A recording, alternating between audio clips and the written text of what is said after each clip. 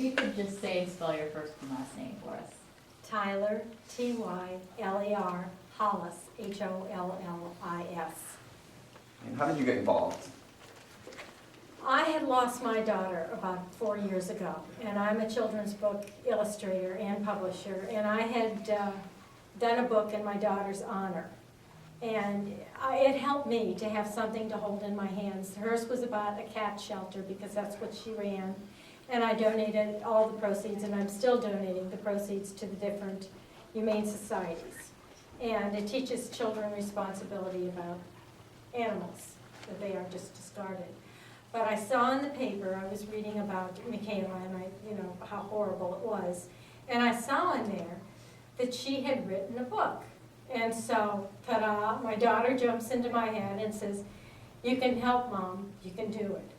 So I stepped out of my comfort zone and I contacted the Sittons by email and told them when they were ready to get a hold of me. And about February, I think they got a hold of me, and I went down to the Sittons to talk to them. And Muriel and I hit it off instantly. I mean, it was like it was meant to be. And then when she showed me all the videos of Michaela, I was struck by how much she reminded me of my daughter.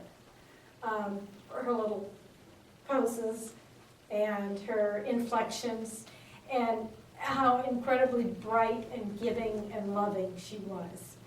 And so I took on the project quite happily. I donated all my services, of course. You don't do something like that for cash. It's from the heart, or you don't do it. And it was like I was channeling Michaela when I did it, because I knew she wanted the castle with purple. I knew she wanted the unicorn with pink. So when I read things, the images just pop into my head. I don't stress over them, they're just there.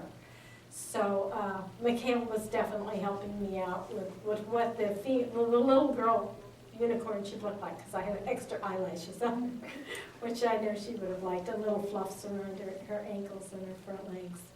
But it's a very sweet story. I get a lot of stories in from people, and not all of them write as well as Michaela does. I mean, quite frankly, she went through that right from beginning to end without a flaw, and that's exactly how I transcribed it down. And that was probably the hardest part, was doing the transcription, because I was listening to her little voice and I was trying to write the story, and the tears were just flowing down my face. And then when I found out that Michaela actually wanted to be an author, it was,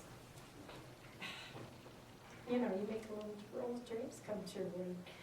And that's more than you can ever ask. But I did it originally just so that the Sittons would have something physical they could hold in their hands to keep Michaela's memory alive.